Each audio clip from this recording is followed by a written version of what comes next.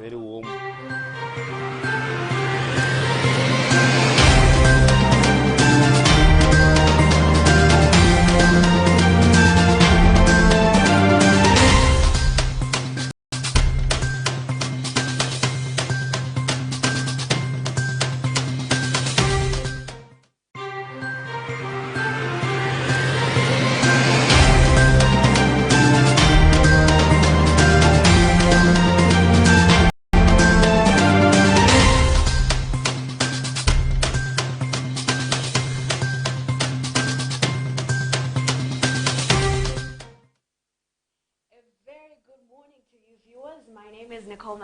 And you're watching TechMeg TV, and this is Morning News. And joining me here is someone who comes and then goes and then comes again, but then it gets confusing right in the middle.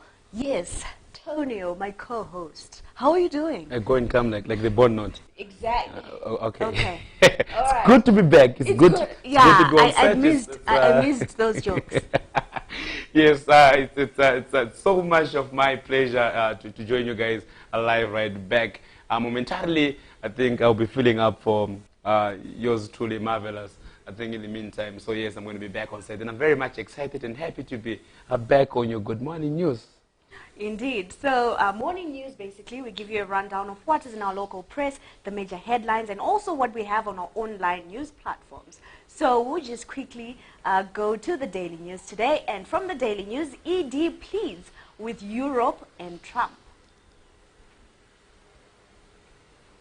And of course, going straight to the Newsday headlines, it reads, "I will reform at my pace," says ED. And from the Herald, ED quotes the world. Also on the same Herald, there are many more stories there on the Herald, and it reads, "2 more die as violent storms wreak havoc." And moving on to our online, okay, so still on the Daily News, I'll just give you another quick headline that is there. It says, "Police ban Chamisa Africa Unity Square address." This one is set for tomorrow, right? Yes. Oh. This is actually the second one that the police have banned. There was the Domboshala. But if you read the stories, it's a bit tricky. You can't tell if they're actually banning the address or they're saying they're incapacitated to cover the address. But of course, I know they're going to be fully capacitated to block should the MDC people want to come in. But the police are saying we're not fully capacitated to cover and protect the VIPs and the delegates. And in case there's a large number of people who are going to be able to come through, we are not capacitated to cover and protect you. So we can't guarantee that. But I'm just saying, should the people insist of doing this event, trust me, they're going to be fully capacitated to block it. Moving on, Nico. Okay, still on the Daily News, RBZ reduces lending rate to 35%. Mupumira in routine remand proceedings. That's another story they're running still in the Daily News today. And still on the same paper, parents cry foul over St. Ignatius privatization. Oh, it's no longer a government school now. It's a private school. Private school. Yeah, you lose an arm and leg, and if I was Mutoda, I would use a limb. I'm just saying. Kisinoti Mukwaje dies. Do you know this guy? No. That's another story. That's on the headline as well. The news there. And it says water relief for Zengeza residents. Oh, finally! I hope also there's going to be another thing coming through to, Mabuku residents. How do you live in Harare the rest of your life and you never get to see water? Some things that we do in Harare, I give up. China, Zimbabwe to strengthen tourism, cultural ties. Back to you, Nico. Okay, so moving on, more from our paper. Zim seeking to engage divided diaspora, says ambassador. And still on the same page, ED pleads with Trump in Europe. So this is more of the story. The story in detail now. That's the story that was running on the main headline. Yeah. Doctors' crisis takes toll on private health institutions. I think this is a very sad story. We also saw there's this Mbuya, can't remember the actual name, that has been reported to have helped about 10 ladies in Mbare give birth. And they're all heroic praises going to this grandmother who is supposedly very much trained and well experienced with giving birth from your own premises. And we've got the state media giving praise to such a lady. I honestly think this is very much deplorable. Let's just do something about these issues. Honestly speaking, the government has offered a mere 100% salary increment, but we are paying all other things. We are paying for our mayors of big falls. We are paying for our cars. We are paying for all other things. But we can't just pay for things that matter critical life to just give money to the doctors that say we need to have a decent salary and a wage. But we can't do that. And we're busy blaming the same doctors for not being responsible. We are being responsible by not making sure that our doctors are being taken care of. I strongly object the fact that the doctors have been careless. It's just me ranting, just me being me. Nico, I'll pass this back to you. I'm just breathing out now, but I'm just not impressed about the current status, and the especially the hospitals. Has also urged the council, since the council nurses and doctors have also government was saying to council, you know what, we fired, okay, so you should just fire them. Like, just fire them, and then what? Yeah. Yeah. So we want to fire doctors, fire all doctors of the public institutions. Now we are going to council clinics and municipal council clinics, and then we urge them as well to fire them. So we're just going to be firing everyone in the medical institution at all. We're not sorry and then we give you heroic applauses to one Mbuya XYZ who's helping ladies give birth. No, guys, we are a country. We are a country. What kind of a country do you want to go to? I don't know what's asked you this question. I think it was early this year. Zimbabwe country. I think we're now a country. I think we are now going into a country. We are slowly going, at this pace, we are slowly developing into a country. Malema, whatever it means. Back to you, Nico. Okay, so still on the same page there. From the Newsday, court declares Rushwaya bona fide ZMF president. And by the corner there, Harare residents nabbed with rhino horns. Wow, Harare residents remain undefeated. Like literally. Don't ask me that. I'm not gonna say that. No, but I'm just asking. Okay, but you know a lot of things. It's true. Yeah, but it's moving on, RBZ to liquidate overdue export process. That's another story. They're leading in the daily news there. Nico? Council's table 3 billion services bill is another story from the Newsday. 2 more dies, violent storms wreak havoc. There's been a lot of these, incidents where, storms, these violent storms are coming through, I think, hitting unaware residents, motorists, and a lot of property has been destroyed as far as these, violent storms are coming through across the nation. So please be safe and do not park under trees. And let's talk about parking under trees. Do not park under trees. Just generally under what circumstances? Do not park. You could. Thank you so much. Please do not park under trees, especially these days, because there could be imagine. No, I'm just saying. Imagine a scenario. There's a storm, and you two are parked under trees, and then the car, the tree, no, two. They're usually two. Especially it's 2 people are usually parked under trees. So it's the 2 of you parked under a car, under a tree, and then the tree falls down on you, and people would try to come and help you out. They discover that there are people. It was 2 people, and they've been trapped under a tree. Yeah. You're wise. So stay so away from please, trees, guys. if you have to do it, at least not under the trees. But on a serious note, though, ladies and gentlemen, everywhere where you are, do not park on trees, because apparently it's not apparently. Violent it's storms. actually not. It's not safe. It's not safe. Yeah. Violent storms will catch you unaware. Like literally. ED explains scarf tradition. I would have definitely wanted to have a zoomed, if we can have a zoomed version of this story, so that we get to fully understand this story, whereby finally he speaks about the scarf tradition. Is it a tradition or is it a lifestyle or anything? This is a story there by Tendai Mugabe in Dubai. Obviously, is a reporter from a state-owned newspaper. He says, challenges or no challenges, President Mnangagwa is proudly Zimbabwean. The scarf with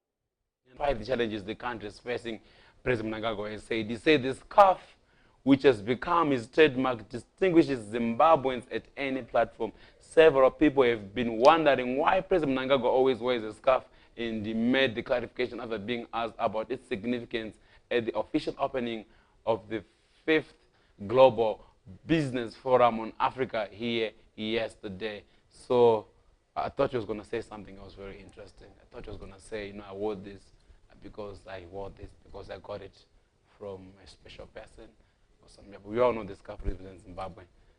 Let me say that, okay, let me just read. Let me say that for the past 2 decades, Zimbabwe has been in isolation, but now since the new dispensation, which came about 2 years ago, we want to be embraced by the rest of the nations, yada, yada, yada, yada, yada. It's the same old story. I probably thought this, the way the reporter had coined the headline, I thought he was going to tell us something new and exciting and different about why am I always caged in this scarf. Because some people are actually calling him the scarfman. Not me, I'm just saying some people. Okay. Yeah, they're actually calling him the scarfman. Do you know any other names that is given because of the scarf? Someone is playing very cute. No, I'm just saying. But you've never heard of the scarfman? I see what she's trying to do. She doesn't know about this. I didn't invent this word. But of course, if you know, you know. It's just one of those words that many people are just talking about. And because I've already said enough about them, I'll officially hand this over to you, Nico. Okay, so is this the part where we get into details on the story from our newspapers? I think so. Okay, so one more interesting story from the Newsday is I will reform at my pace, says ED. That's quite a mouthful there, but you know how our local papers are. So I'll try to read that. President Emerson Mnangagwa yesterday declared that he will implement political and economic reforms at his own pace and insisted that the impetus for change and reform comes from within. So that is what the president is saying, like, you know what, chill, relax, it's going to happen eventually. So that's what he said. I will not comment since you have already read. So yeah, there's no point for me to comment and add stack to it. Because well, man, I mean, the man has spoken, so. But this is the whole issue whereby the global world is saying that. I'll read in detail the next story very soon. Just to comment on our reform at my own pace. One of the major issues as far as the diplomatic offensive has been hindered is, the international community is saying that you are not reforming at the right pace. Neither do we think that you are sincere to the actual reforms that you're speaking about. So then if you respond with a word that says, I'll reform at my own pace, it simply means that I'm not going to be told how fast to go. So it's kind of a bit of a diplomatic blowback to say, you know what, you want these reforms by a week, by 2 weeks, by a month. Well, you won't tell me what to do, or by when should I have been done the reforms that I think are very necessary for my country. So I think I'll have to move on into the next story. We'll just give you a few more stories there in details. But I think for now, I think it's a bit more of a diplomatic shootback, because the reports have been saying that you're not being sincere as far as the reform process are concerned, and then you say you reform. So you're saying these are some of the confirmations to not being sincere. Yes, and I think that was a bit of a careless statement for him to be making. Getting deep into the story, police banned Chamisa's address unity. Police banned Chamisa's Africa Unity Square address. I'm sure this one, I've done my quick analysis. Nico, you want to look into the story in detail so that at least you just give us a brief of what they've said. But already, I know I'd given a quick briefing on what to anticipate. Okay, so the story reads, police yesterday banned MDC President Nelson Chamisa's Hope for the Nation address scheduled for Africa Unity Square in Harare tomorrow. In a letter written to Chamisa, the police said the violence would erupt, and I quote, as discussed in a consultation meeting on November 15, 2019 in my office, I am not in a position to sanction the event due to the following reasons. The current situation in the CBD is volatile and is volatile. The volume of both human and traffic is tremendously increased as we approach the festive season, coupled with the payment of bonuses to government workers. For this reason, the chances that your intended gathering will be taken advantage of by some rogue elements are, the police have said. So after that statement, of course, the police then went on to shut down that. So if you link, so people will just people getting get their bonuses. And there are many people in town, and it's a festive season, and then there are rogue elements because there's an MDC. Somewhere in between these. Okay, I love the narrative. Okay, you know those Chinese movies where anything can, before you know, somebody just gets off Jackie Chan, kind of a thing. But well, I just don't understand what you're saying there. I'm sorry, it doesn't add up, Yeah. Back to you.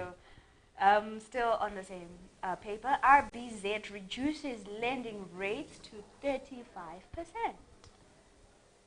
Is that a good thing or is it a bad thing? Rate from 70% to 35% with effect from tomorrow to marshal resources to fund the productive sector.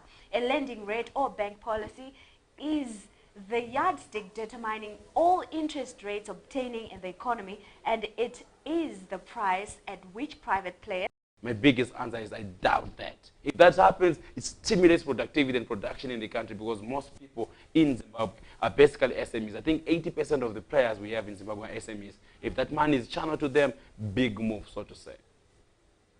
Back to you. Okay, so from the Daily News, Mupfumira in routine remand proceedings.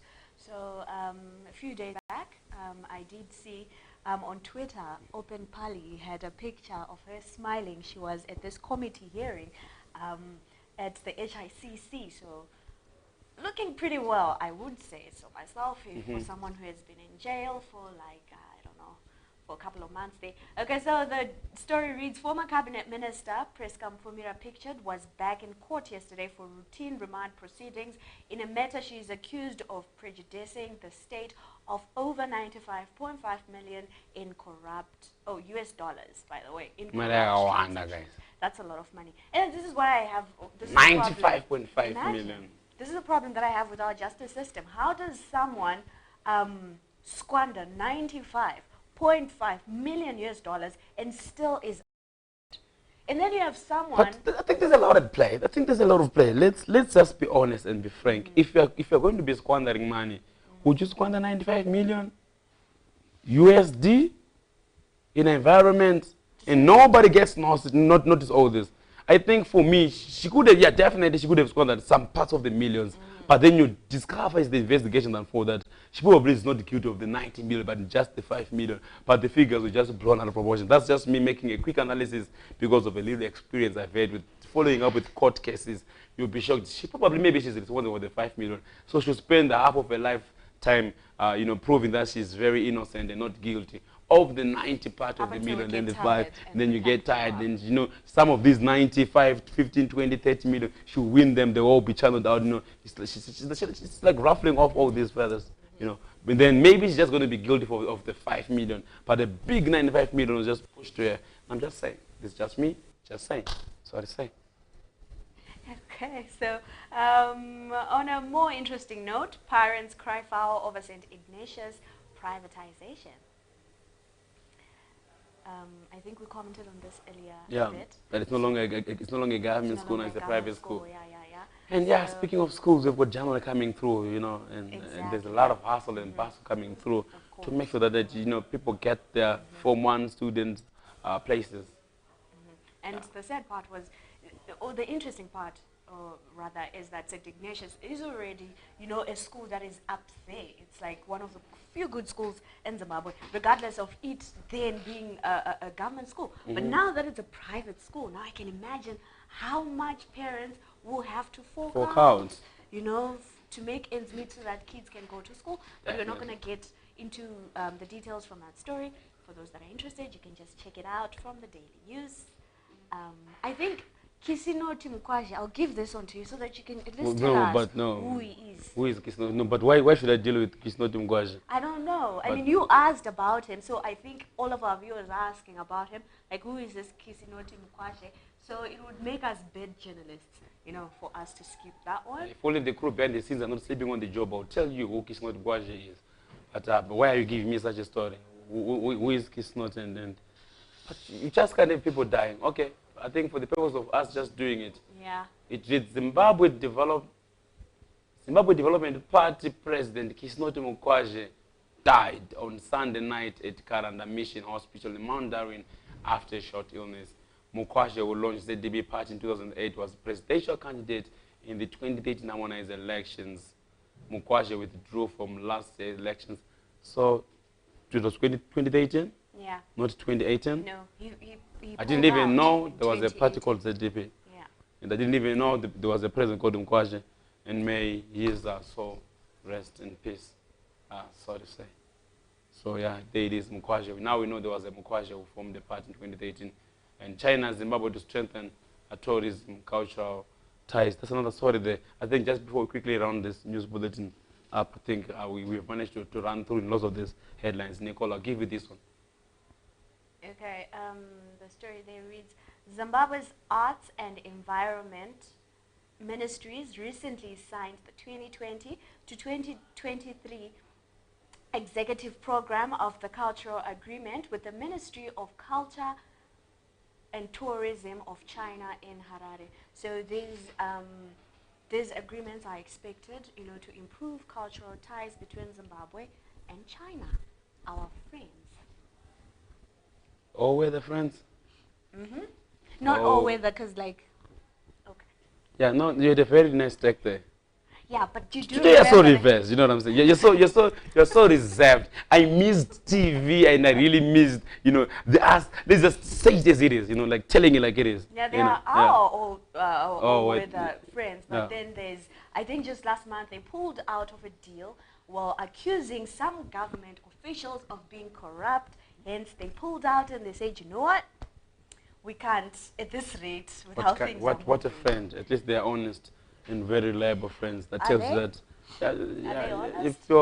if you wrong a friend, at least a friend tells you that, you know what, I'm no longer going to be running along with this deal because I'm not happy about Maybe ABC. that's when, after maybe you chuck like $100, we agreed, Tonio, we're going to do a 50-50. And then maybe you choose to give me 25 and then you take 70. Now I find out, I'm not going to be particularly happy about it. So that's what I'm planning happened. of going to China, so I'm not saying a lot, Yeah, you shouldn't. Yeah, no. I should, because I am not planning on going to China. Otherwise, everybody was listening, ni hao.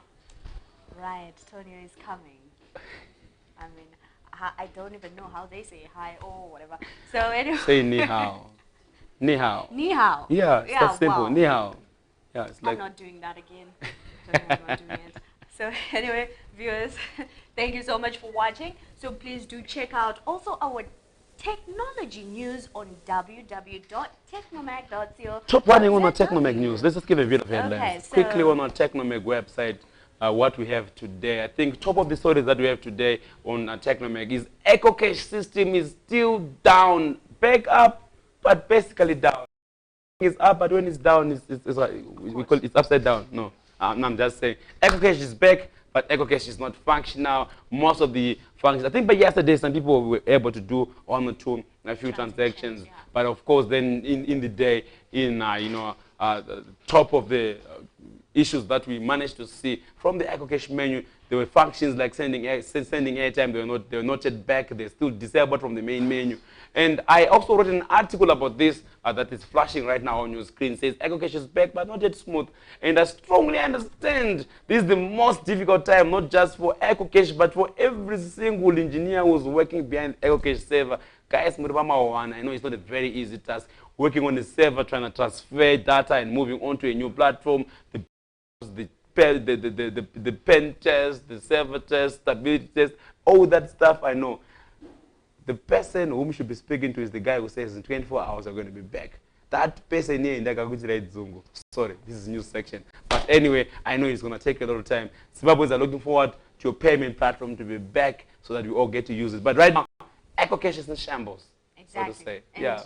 so to speak, It's like literally the system has let down subscribers throughout. But do you think this is an opportunity for players like Net1 and Telecash? You know, let me just give witness to this. I used One Money over the weekend, and I discovered a lot of more functionalities.